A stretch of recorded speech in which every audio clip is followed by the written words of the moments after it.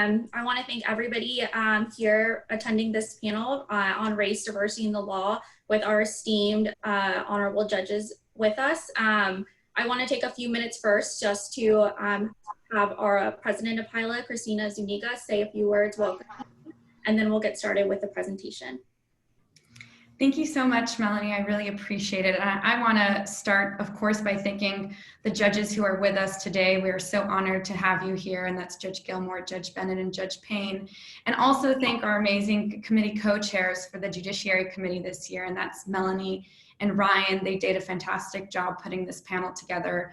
I'm so excited for this important discussion. It's a timely discussion. We've been focusing on issues of race this year at HILA, as so many other people rightfully are. And we are thrilled to have the perspective of three very distinguished Black judges here in Houston to share about their lives, their careers, and also their experiences now as judges. And I'm gonna now hand it off to Melanie to introduce our guests. Thank you, Christina. So we're first so honored to be joined by the Honorable Judge Vanessa Gilmore. Judge Gilmore graduated from Hampton University and received her law degree at the University of Houston Law Center. After law school, she spent 13 years at a Houston law firm specializing in civil litigation and participated in a number of civil and charitable organizations. In 1991, Governor Richards appointed Judge Gilmore to the Texas Department of Commerce Policy Board as the first African American to serve on that board. In 1994, President Clinton nominated Judge Gilmore to the Southern District of Texas, where she served as the youngest sitting federal judge. Since her appointment, Judge Gilmore has also authored several books, including A Boy Named Rocky, a book for children of incarcerated parents, and she continues to be deeply involved with Houston's civic community. We'll do a silent applause. We're next joined by the Honorable Judge Alfred Bennett.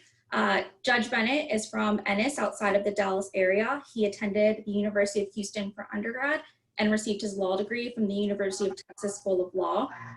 He began his career at the law firm formerly known as Fulbright and Jaworski, and later served as a solo practitioner litigating in state and federal court. Beginning in 2009, he served as a judge for the 61st Civil District of Texas.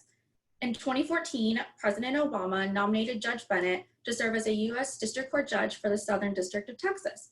Judge Bennett has also been actively involved in Houston's legal and civic community, including the Houston Young Lawyers Association and the Eagle Scouts. And finally, we're joined by the Honorable Judge Latosha Lewis Payne. Judge Payne grew up in the Houston area. Fun fact, we actually went to the same high school and completed her undergraduate degree at Tulane University and her law degree from the University of Texas School of Law. As an attorney, she worked at the firm presently known as Foley Gardier, where she was elected partner. She also co-founded as a partner in 100% women civil litigation and insurance coverage law firm. She's received awards for her commitment to pro bono service and other community endeavors. In 2019, she won her election to the Harris County 55th Civil District Court, where she's elected alongside 19 other African-American women under the Black Girl Magic campaign, a historic victory that received national headlines. I want to thank you all so much for joining us, and we are so honored to have you here participating in this discussion. And so if we could just start, let's go back to the beginning of your legal careers. And can you tell us about where you began once you graduated from law school and what Houston's legal community looked like at that time? So I guess I'll jump in since I'm the senior statesman here. So maybe that'll have some perspective in terms of going forward. I started law school in 1979 at the University of Houston. I finished in 1981, but also in 1981, June 10th of 1981 was the date of the final hearing on school desegregation of the Houston Independent School District. It took until 1981 for that final order to be issued. That arose from the Supreme Court's decision in Brown versus Board of Education in 1956. So in 1981, Houston still had not had a reckoning on integration because the final order of dismissal of that case didn't occur until 1984. When I graduated from law school in 1981, opportunities like going to Fulbright and Jaworski, as Judge Bennett did, were not available to African-American lawyers. There was one lawyer in the entire city of Houston, one African-American lawyer that was at a major law firm. The possibility of interviewing for an opportunity with a law firm or being hired by a law firm if you were a Black lawyer in 1981 was non-existent. I was very fortunate, however, in that one of my professors, who was an adjunct professor at the law school, called me after the class that I took from him and asked me, "Did you get the highest grade in my class?" And I said, "I got the next to the highest grade." He said, "Oh, I knew you would." He said, "Come work for me." And he had a small boutique law firm that had about 4 or 5 lawyers at the time. And he offered me an opportunity to come and work with them doing civil litigation trial work, but it was like trial by fire. I mean, as soon as I started, I was trying cases. So I was just very, very fortunate to be able to get that kind of an opportunity, because opportunities to go to law firms like Judge Bennett and Judge Payne were able to do when they finished law school were not afforded to lawyers during the time that I graduated from law school. I graduated from law school in '91, and at the time, due to lawyers at the time like Judge Gilmore and others who were calling out law firms and pushing for them to interview young Black lawyers, Fulbright and other firms were actively recruiting Black attorneys. I actually, after my second year law school, I was a summer associate clerk, what we called it, at Vincent and Elkins, Fulbright, and a firm that's now defunct, Butler and Binion. And so there was a changing landscape, again, due to the groundbreaking work of folks like Judge Gilmore, calling out firms for not providing her opportunities. It kind of, I walked through the door that she and others like her opened. At Fulbright at the time, I think there were five of us in the Houston office. And Judge Gilmore will probably remember this. There was an organization called the Durham Society. Right. The Durham Society was basically a collection, a luncheon group of downtown Black lawyers. And we would get together once a month. I mean, it was still doable back then. And we would have some cafeteria, it was brown bag, and you would see all of the basically Black lawyers who worked in big and small and medium-sized firms over a lunch. And I mean, it was that small of a community at the time. And everyone knew everyone. You knew all the Black partners at the firm, you knew all the senior associates at firms. You frequently socialized with the other lawyers, be it over lunch. And so while it was not the circumstances that Judge Gilmore encountered when she came out of law school, it was still a very small community, and it was still unusual, so to speak, to have Black attorneys at, you know, your Fulbrights, your Vincent and Elkins, your Baker Bottses and Bracewells and Andrews and Kurt back then. Things were beginning to open up and change, but we were still experiencing a lot of first back then with attorneys. I mean, it was a big deal when a Black attorney made partner at a big firm. I mean, there was usually a party, a reception. I mean, it was an event in the Black legal community when a Black attorney made partner at one of those firms.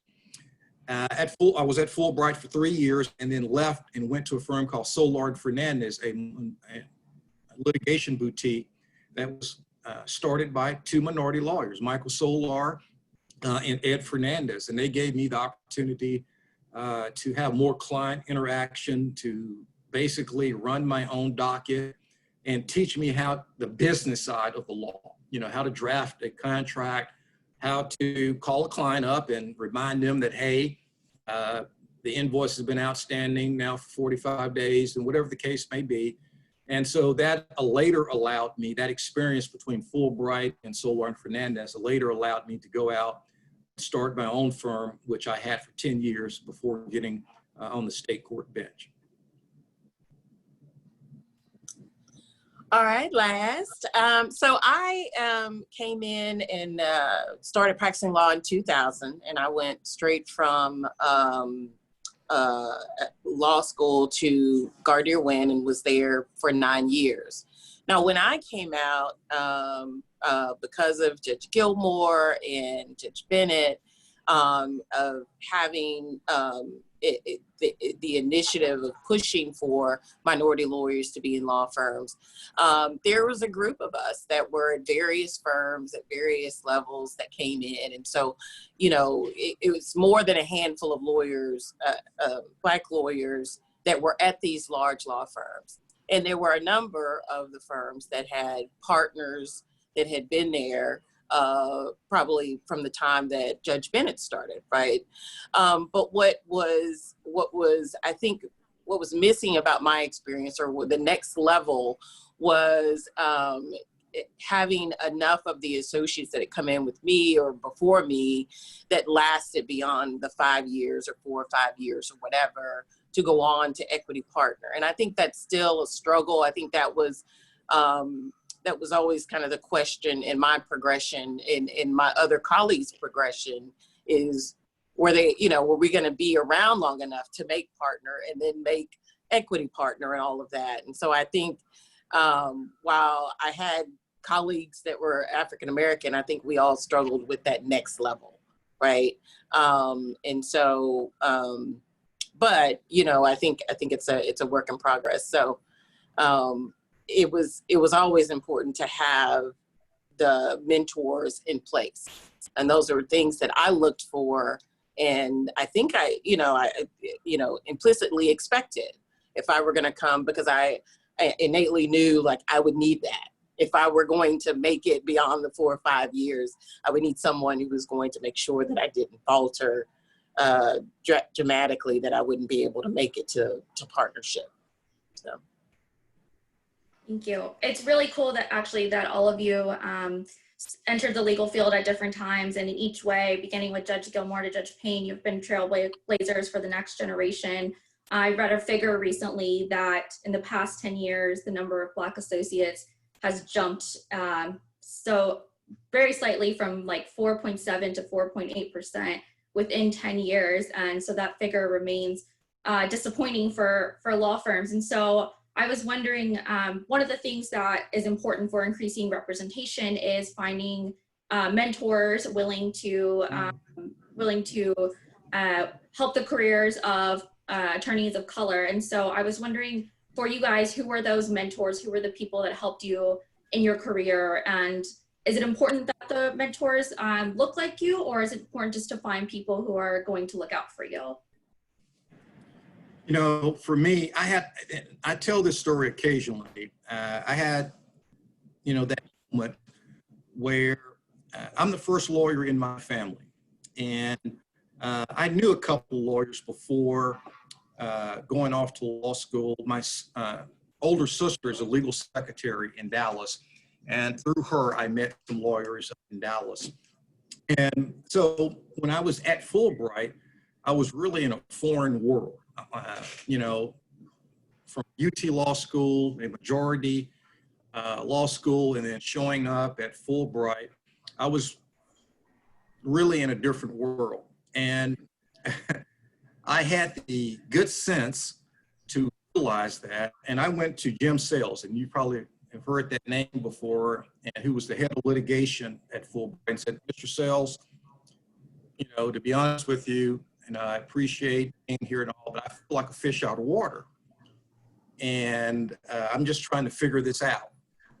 And he looked at me as if I had just said the strangest thing. And he said, and he was about to give me the best advice I ever said, it's obvious that you need to go have lunch with Judge Andrew Jefferson. And I said, oh, okay. So I called up Judge Andrew Jefferson, who's now deceased, and said, Jim Sales referred me to you. And Judge Andrew Jefferson, for some of you who don't know, was one of the first African-American judges in the state of Texas.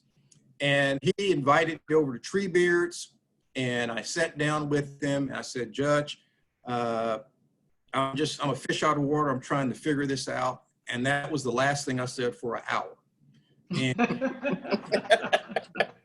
And Judge Jefferson laid it out for me about success at a big firm, what that looked like for a Black attorney. He told me about networking, working with colleagues, about volunteering, doing firm work that didn't go on your billable hours, you know, showing up at the Christmas party, taking the baseball tickets to go to Astros games with clients, just small things that don't show up in a textbook at law school, but that does track in success at a big firm.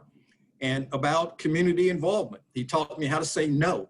You know, he says, you know, there are not a lot of Black lawyers, and you're going to get pulls on your time. And you have to say yes to the right situation, but you also have to say no sometimes.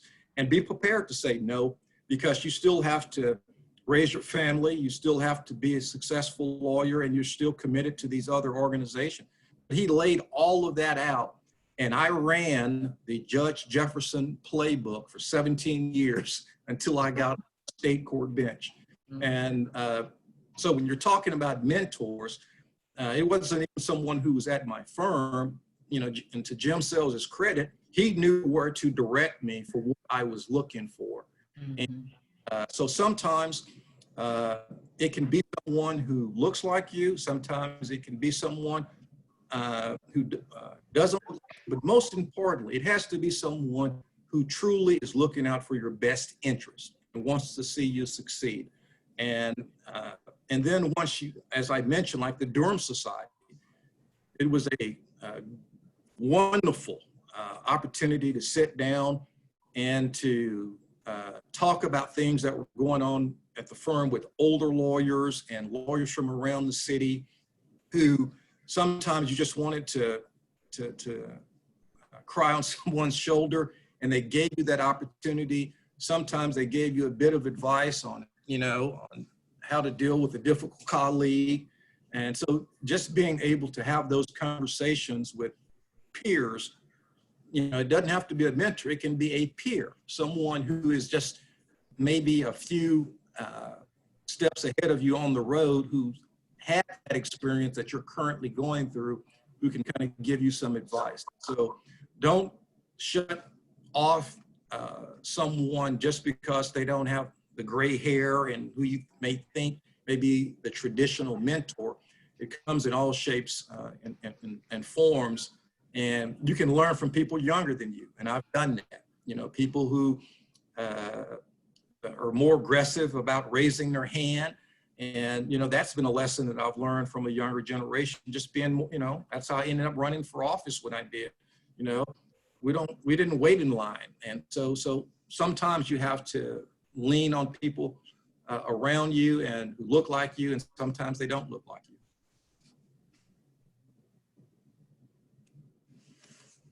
So going back to what the finding people at your firm that you have to lean on that look like you, or they may not. It sounds like, Judge Bennett, you were able to find that person to help you bring you to the next step in your career. But going back to the figure sided, it seems like law firms still have a lot of work to do in helping other people of color succeed at the firm. And so what do you think that law firms could be doing more of in today's current environment to be either mentoring people, directing them to the right places, but really making sure that they're staying at the firm, that they're getting the same opportunities as their white peers? How can law firms make sure that that number that I cited goes even just above 5%? I think Judge Gilmore probably has a better perspective. No, I don't know. I think I want to defer to Judge Payne on that. I didn't have a big law firm experience. And I think that her point that she raised earlier about people trying to get from the next to the next level, I thought it was just so interesting, our perspective. In 81, Judge Bennett in 91, Judge Payne in 2000, and sort of how things transition from 0 lawyers to a few lawyers to many lawyers. And Judge Payne's point that the next step for many lawyers is making sure that people get to the next level, of equity partnership. I think that might be a perspective that she might have some input on, since that's something that she's experienced in her career. So so I'll weigh in on it. It's a very important issue to me, having spent of the 18 years before I got to the bench, I spent 15 of them in large law firms that were 400 plus lawyers, right, each. And so, and was able to stay long enough and to make partner while I was an associate and on the verge of making partnership.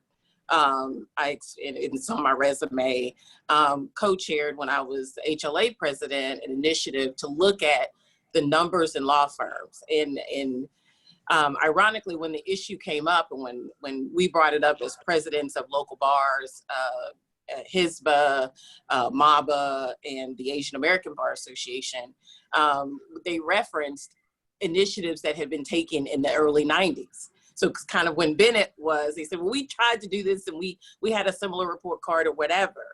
And what was interesting about where our perspective, and we were young lawyers at the time, was really not focusing on the numbers of associates that were at these firms. Because if you went just by those numbers, then everyone would have an A, right? Because everyone had kind of progressed from the early 90s, where it had been spotlighted, to recognizing that we need to go out and we need to hire associates. Where we saw a deficit, and we was this partnership. And what I experienced was when I was an associate, we had one other partner, Kimberly Phillips, and it was a gap between us. And it was sort of, and then behind me, there was no one behind me, right? We had enough, but not enough on the progression. And so when I made partner, what I realized is that, just like Judge Bennett said, it was very important for people, for minority lawyers who had succeeded and could have the bird's eye view of what it takes to succeed at a law firm, to kind of help direct me when I made mistakes. And I made mistakes, right? Because like Judge Bennett, being at a law firm was completely foreign to me and was not what I thought I would be doing when I went to law school. I had no concept that I would be in a large law firm practicing law, and I didn't even know what that really meant. Is that when I made partner, the clock started over. It's almost like, and one of my partners said, you said, congratulations, you started 0 again. And in effect, you did. The world was different at a partnership level. I mean, yes, you still worked, you still served clients, all of the things that you'd learn as an associate, but the dynamics changed, right? Because your value was graded differently. And so I think that's another area where you really do need those mentors who help you navigate this new world at the partnership level. And the lack of that, I think, accounts for not having enough of the lawyers who can progress from associate to the partnership and then equity partnership, right? And so because that's a different formula. So I had my most important mentors were the minority mentors who showed me how to do it, who said, look, I'm doing it, I'm succeeding. This is how you succeed in this platform.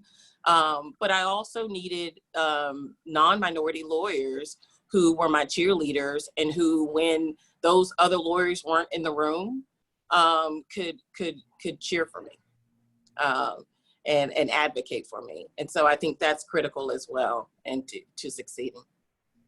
And I think it's also important that, we talk about what success looks like. Judge Gilmore, I forget the name of the firm, but Ray Shackelford's partner, they had a firm at the time. What was the name of that firm? But it was a large Black-owned firm in Houston. Oh, Wycliffe Wycliffe and, No, not Wycliffe and Hall. Not this there.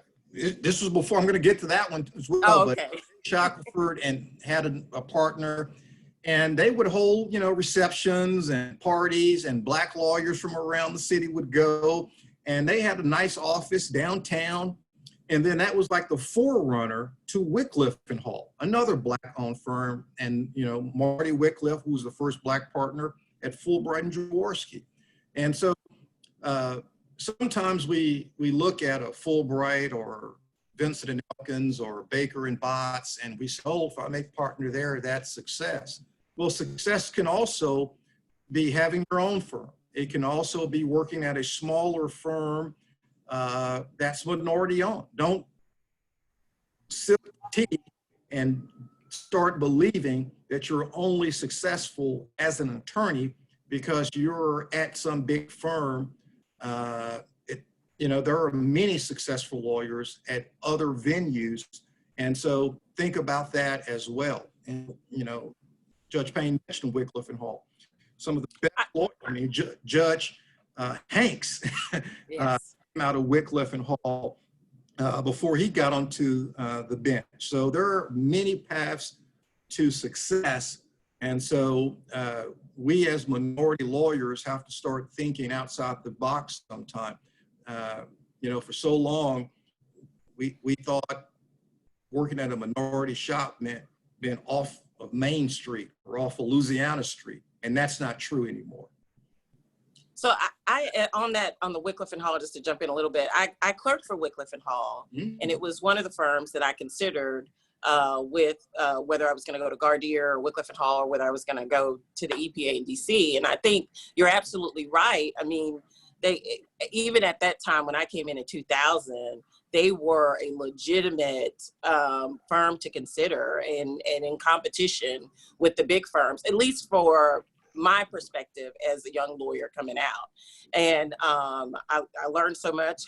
Judge Hanks was there when I clerked at the firm, and comparatively, the work was on par and very similar, almost identical to the work that I was doing when I was clerking at a larger firm. And so I think that's absolutely true. And I think what I learned too is that when I did make partnership, I reevaluated, like you said, where I wanted to go for the next 10 years, right? Because I'd already spent 9 years in this process, and what I wanted it to look like. But I think it is important to have minority lawyers progress and get to those levels because, I believe that they become the lawyers that they look to become a Judge Gilmore, to become Judge Bennett. Not always, but I think it helps to have lawyers who have gone through that process and made it through those levels. And so I encourage, obviously, that progression and lawyers to pursue that and be there, right? When you're called with that federal judgeship. Well, for me, obviously, being known as a former Fulbright and Jaworski lawyer opened so many doors, and still does. I mean, that's just something that's a calling card, to work at a big firm, be it whatever. I mean, that's just something that you carry around with you for a long time. I remember, quick war story. I started Fulbright in 91. I got married in 94, and I was still paying off student loans, and I needed to go buy an engagement ring for my soon-to-be wife, and really had only a 2 or 3 year banking history here in Houston. And I walked into, I think it was called InterFirst at the time, the bank, which is now Wells Fargo. And I said, hey, I'm here. I need to get a line of credit because I want to purchase, engagement ring. And this banker's kind of got his face all in a scrunched up looking at me like, well, who are you? So I reached in my pocket and pulled out my business card that had, Alfred H. Bennett, Associate Fulbright and Jaworski, and slid it across the table. He picked it up, looked at it, and said, how can we help you, sir? Absolutely. So there are unbelievable associations with those firms that carry you in a city like this or any other city. And so I'm not shortchanging that. But what I don't want you to believe is that's the only measure of success when you have quality legal work being done in minority-owned shops in this city and around this state and in this nation. So don't drink that Kool-Aid to think that that's the only road to success out there. Thank you, Judge Bennett and Judge Payne, for sharing your experiences. I think young attorneys newly out of law school tend to have a narrow conception of what it means to be a successful attorney. So it's important to keep a broad worldview. Just to transition a little bit, your past led you to the judiciary. Judge Bennett, you were in state and federal court, Judge Gilmore in federal court, and Judge Payne in state court. We all know that even as you get to the next level of your career, things tend to get less diverse. As you came to the judiciary, what were were there any challenges that you experienced, or do you think that your experience as a judge differs from those of your white colleagues? How did you transition into the role, and did your racial identity play a part? That's a whole lot of questions. Judge Gilmore. That's a Judge Gilmore. One to answer. I was trying to figure out which question to take. I'm not even sure. So whichever sounds the most interesting to you. I don't know. There's a lot to unpack there. You know, I guess I'll speak for the Southern District of Texas, the federal courts. I think that our court is collegial. I don't think that even I came on the court in 1994, and so it's been some 26 years. Our court is kind of the place where everybody does their own work. We're not concerned with what anybody else is doing. If you need help, your colleagues are falling all over themselves to try to lend a hand. If you're sick, if you have to be out, if you need to recuse yourself from a case or something like that.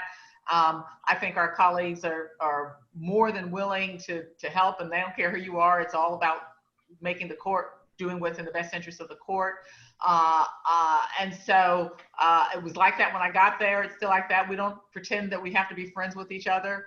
We're professional colleagues, and in all of us, I think, take the attitude that the success of any one of us is the success of our court.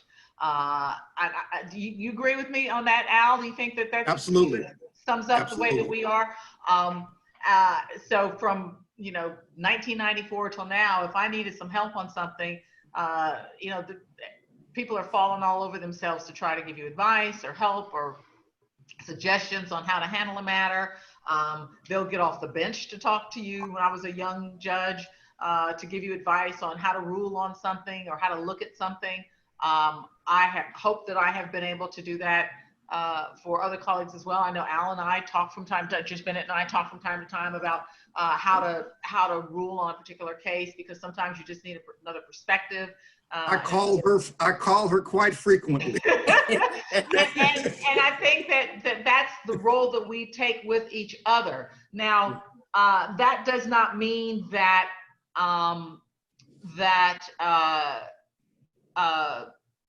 there are instances that doesn't mean that there aren't instances where I think that a colleague is making choices and decisions about the way that they handle matters that I believe are inappropriate, short-sighted, or just completely tone deaf, because I've actually called some of my colleagues on some of those issues. I think that this is not an unknown situation, because I've talked about it on a number of occasions, but I had there were only about 4 or 5 of us who were doing litigation during the time of the Enron cases, and I had a bunch of Enron litigation. And one of my colleagues had some Enron litigation, and he decided to give a relatively light sentence to the defendant against the request of the prosecution. And he was quoted in the paper as saying that he had to give a light sentence. He wanted to give a light sentence to the guy because he was a Boy Scout leader, and because, you know, he'd already gone through enough in his community. He'd already been embarrassed in his community just by having been indicted. And I read that article and I thought, I know he did not say this. So I went to him myself, because I know we were often misquoted in the newspaper. And I said, is this what you really said? I know you didn't really say this. He said, no, Vanessa, you don't understand. He said, you know, our other defendants, nobody in their communities care if they go to jail. I mean, going to jail. This man, he's embarrassed in his community by having to go to jail. So the embarrassment alone is punishment enough. He doesn't need to go to jail to learn his lesson here, because he's just mortified by having had this experience. And I thought to myself, do you hear yourself? Do you hear yourself saying that other people, our other defendants, primarily our minority defendants, everybody in their community goes to jail. It's no big deal. But this man, he's embarrassed by having to go to jail. It just was beyond me that he did not see the disparity in his view, his worldview about, you know, what was the appropriate punishment based on, you know, who these people were. And so I related that story at a national sentencing workshop that we attend as federal judges.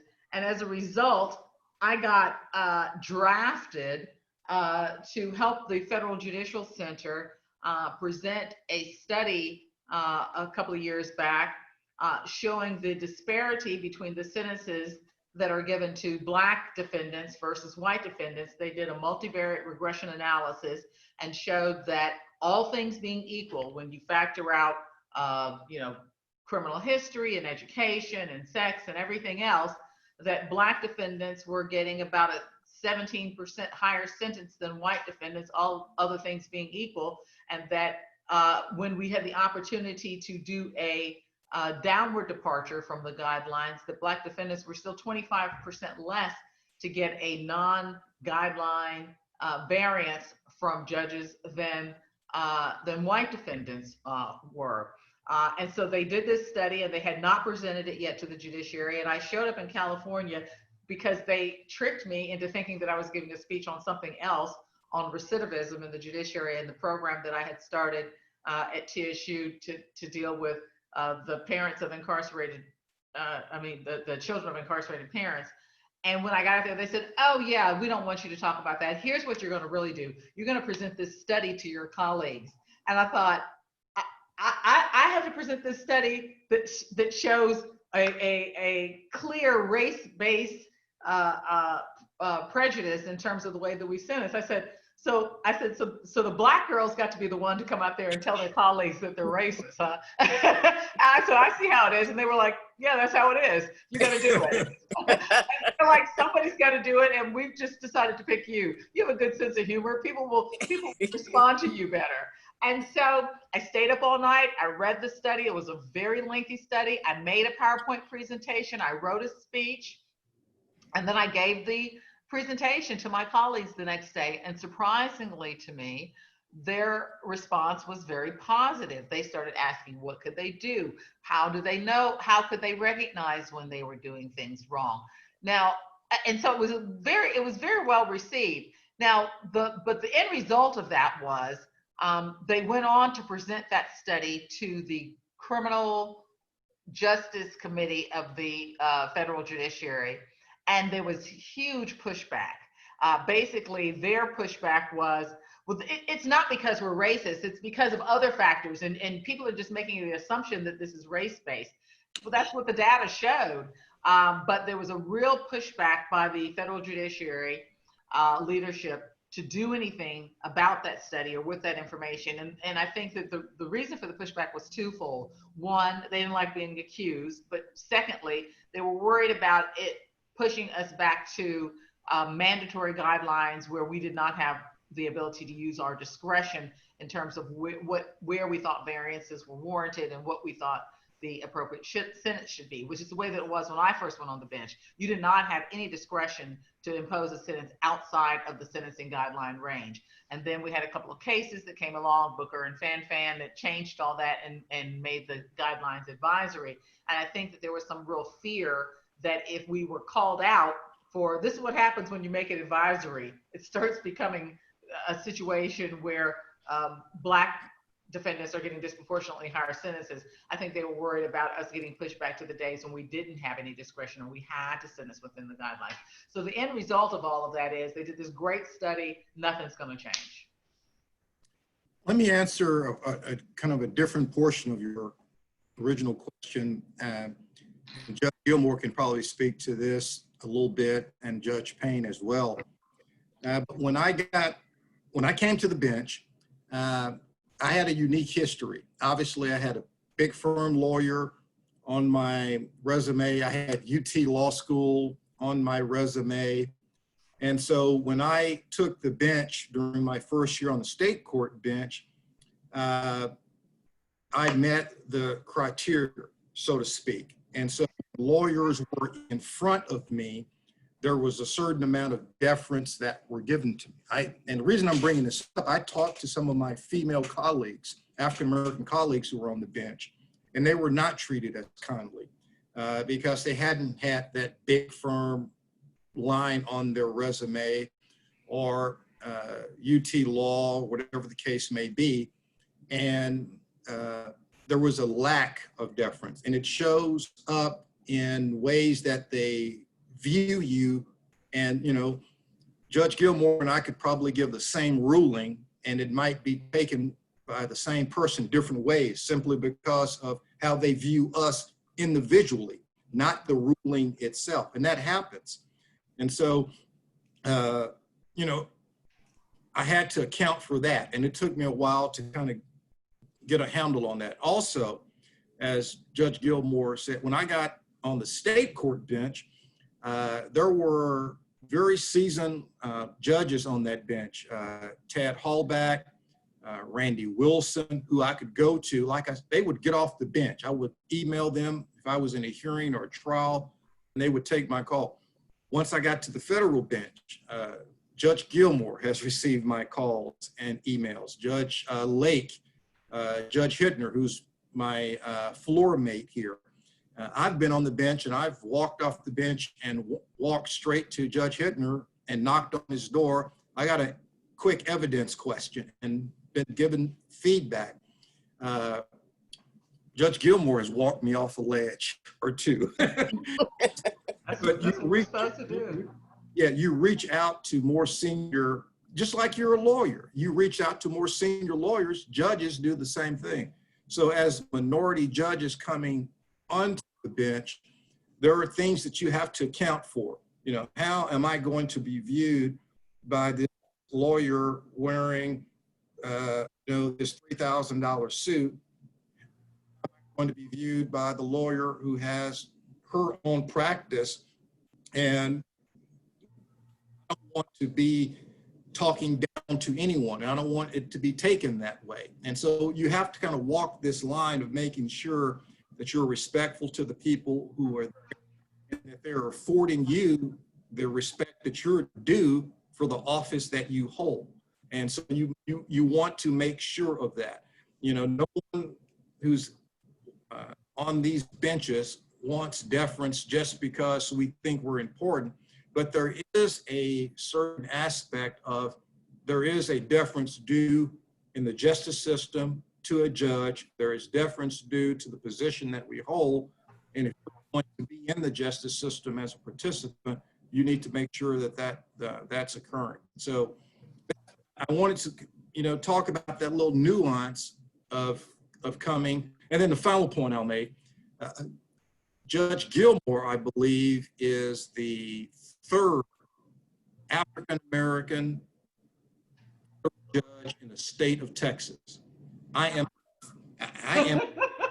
the fifth. I mean, in the long history of the state of Texas, the United States of America, you're looking at the third and fifth Black federal judges in the state of Texas. I mean, just think about that. And so there's a lot of history still being made as we kind of venture into what's happening with our benches here. We just had a black judge in the Western District of Texas, the very first, Judge Pullman. We still have not had a black federal judge in the Eastern District of Texas. And there's still history to be made as minorities move throughout, this field. So we're getting some questions in the Q&A. For those of you who don't know, there's a Q&A field to submit questions if you would like to ask one of our guests something. One of the questions that I have here, and this is a great question, how often do you see minorities or lawyers appearing in your court? And what advice do you have for young, diverse lawyers seeking meaningful courtroom experiences? I'll answer that. Not often enough. Not often enough. I mean, and every once in a while, I feel compelled to say something about it. I mean, I had one case, it was a huge case, and I swear I walked into the courtroom and there were like 30 lawyers in there, and every single one of them looked exactly alike and were dressed exactly alike. And I said, wow, there sure is a lot of testosterone in this room in the same color, blue and gray suits. There were no women. There were no people. I said, I feel overwhelmed that there are so many guys in this courtroom today. There were no women. There were no people of color. I said, I look around and I see a sea of faces that are barely distinguishable from each other. And that was a hint. That was a hint. On the other hand, I don't think that people should bring in an attorney of color just so they can window dressing. Well, I'll give an example. I had a case. It was an employment discrimination case, and it was a black plaintiff. And there was it was a major law firm in Houston, and one of the partners was trying the case. And she brought an African-American woman with her as her second chair, Kim. I won't say her last name. But when they did their strikes, they struck all of the black jurors. And of course, there was a Batson challenge that was raised to that. It was obvious to me that they struck all the black jurors in a discriminatory way, but they sent that black woman up to the bench to talk to me and to tell me that the reason that she had struck all of the black jurors off of them was because they were all teachers and she didn't like teachers.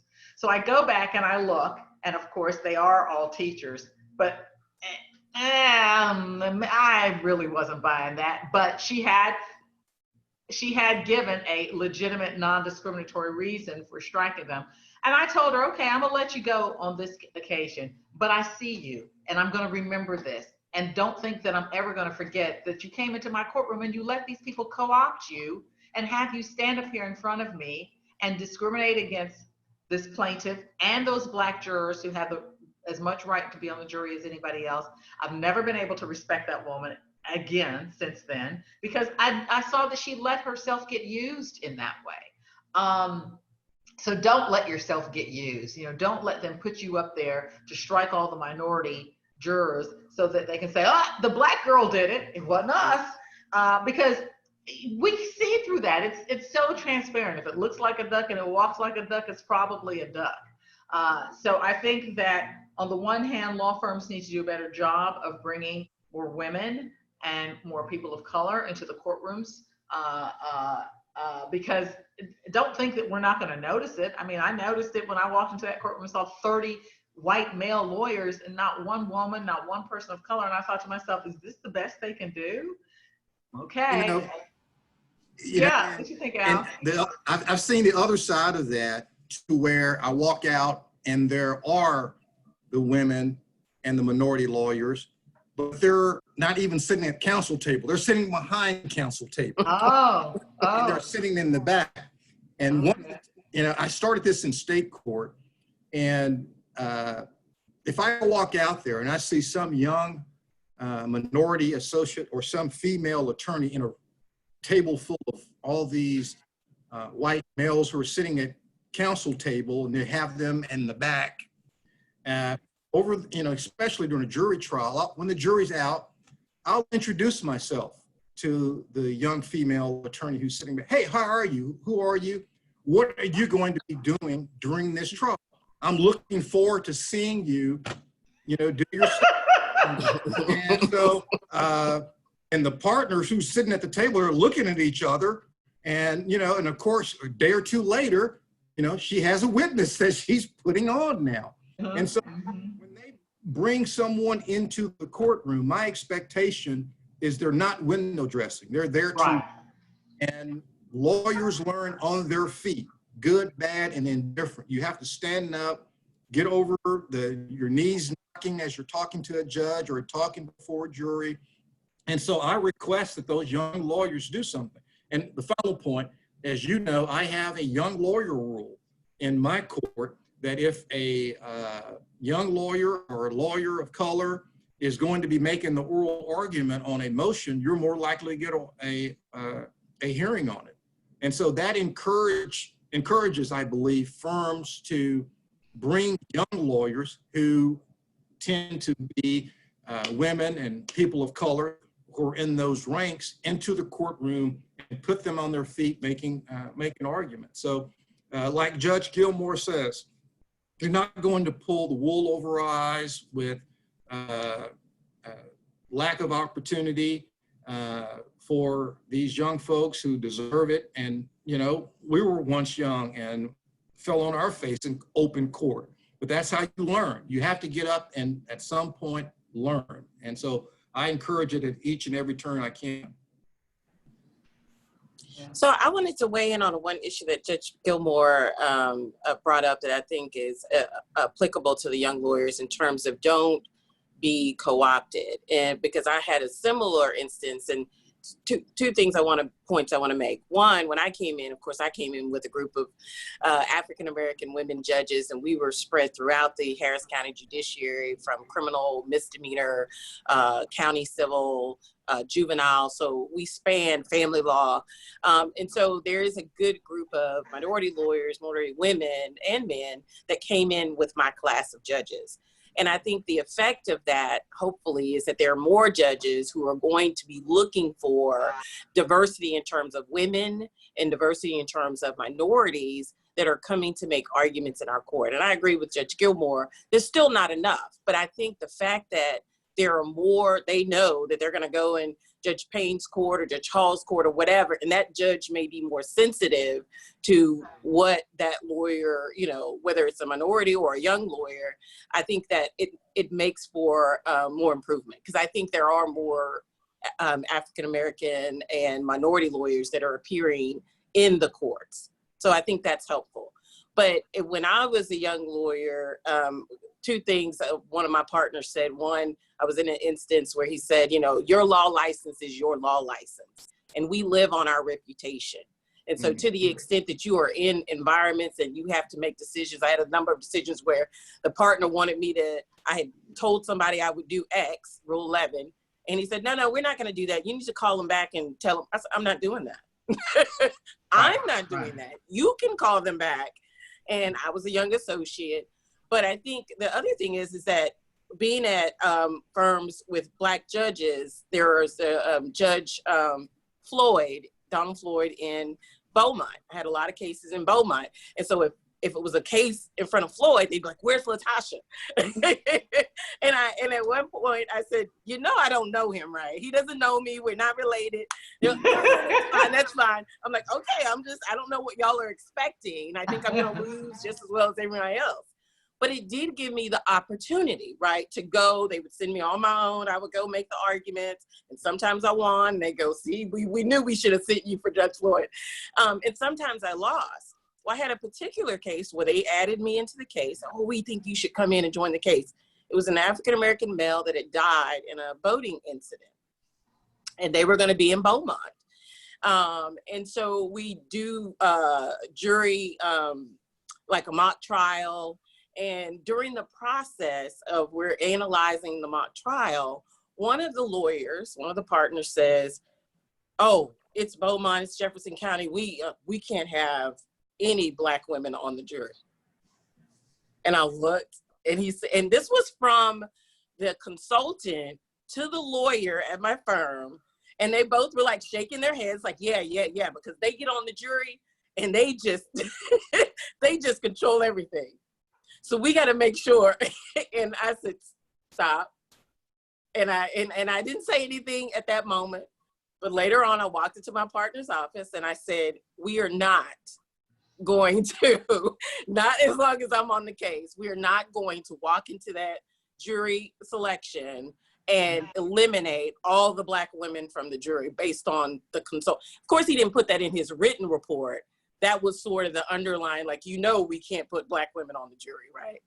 And so that But he said it in front of you, though, huh? Yes, they said it in front of me, right? I had been at the firm 9-8 years. I guess they thought I would be okay with it. And I said, you were one of the boys, huh? Oh yeah. I said, no, we're not. I said, we're not doing this. And they kind of looked, and I said, I will not be on this case. I will not go down to the jury. And the case ended up settling, which it should have. But because then what are they going to do now? They're going to take me off the case when I pointed out that they intend to go down and eliminate all the Black women from the jury. Oh my so gosh. I think, and I was a young lawyer talking to partners, but I was not going to be the lawyer to go down there with that intent, because again, I had been told my law license is my law license and my reputation is my reputation. And it goes with me regardless of whether I'm on this case or I'm at this firm or wherever. Amen. So I think Good for you for speaking up, though. Well, Yeah. the The other thing too, y'all are talking about from the judicial side too, and from the lawyer side. Don't forget from the client side, for those of you who go in-house and you go out and you're hiring outside counsel, you should ask for your outside counsel to be representative of the community. I mean, if you keep going to the same firm and it keeps stocking your cases with Brooks Brothers, that would be fine. But at the same time, walking into different courts, doesn't your firm have any women who are practicing it? Don't you have any people of color who are practicing? In-house counsel asking that, question of firms who are stocking these cases, that has a tremendous impact as well. So don't undersell that point. Thank you, Judge. We're reaching the end of our conversation. Honestly, I would continue this discussion for another hour if I didn't know that you all had busy dockets to attend to. But I just want to take a second to acknowledge the context in which this conversation occurs. As many white Americans have had a national reckoning with the injustices that have been committed against Black people in this country, especially in light of the deaths of George Floyd, Breonna Taylor, and Ahmaud Arbery. For most Black people and those of us paying attention, this movement is long overdue. But I just wanted to conclude this discussion by talking about the aims of the Black Lives Matter movement and how do you see that changing our justice system, if at all? We're starting to see even the media coverage of this movement is starting to die down, but I know that the activists are going to keep fighting to end racism and injustice in this country. So do you see this movement having an impact on the courts, and how can we implement its goals, if at all? Well, I'll say this. The biggest issue in terms of the main issue, which is excessive use of force by law enforcement, is going to be impacted by whether there is a change in the law related to qualified immunity. To date, 37 states have put a Black Lives Matter mural on their street somewhere. One state has changed the law on qualified immunity. Saying that you are in favor of Black Lives Matter and putting the little thing on the street, that's window dressing. If they don't change the law on qualified immunity, it will not change the outcome of any of these cases that have to do with excessive force by law enforcement. And so until and unless there is some legislative movement or change there, saying that states are in support of Black Lives Matter is it's just hollow. It's just a hollow victory. Putting a little sign on the street, 37 states have done that. One has changed their law on qualified immunity. If you don't see any more change on qualified immunity, this was just a moment in time and it will have passed and nothing will be different. But she, Well, thank you so much, Judge Gilmore. We really appreciate your perspective, and to all of our esteemed guests, thank you for lending your time and sharing more with us about your experiences, both before the bench and as a part of the judiciary. I know we have some questions that didn't get answered. It seems like this event had a lot of interest, so we might reprise more events like these in the future. And again, we really appreciate having you here today, and thank you to all our guests and our attendees for participating. Thank you. Yeah, absolutely, you. Melanie, what you Thank said you. about more events like this, I just wanted to ask our attendees to please take a minute to consider joining HILA or renewing if you haven't already. We really appreciate your membership. And Judge Gilmore, Judge Bennett, and Judge Payne, if you have advice on things we can do to support our members of color, we're open to them. We're grateful for the time you've already spent with us, so we can talk about that offline. Judge Bennett, I know you made the comment about saying yes to certain things and saying no to others, and we know you three are very busy, so thank you for saying yes to this, and thank you for everyone who took the time to join. thank you. Thank you. Thank Okay. you. Bye-bye now.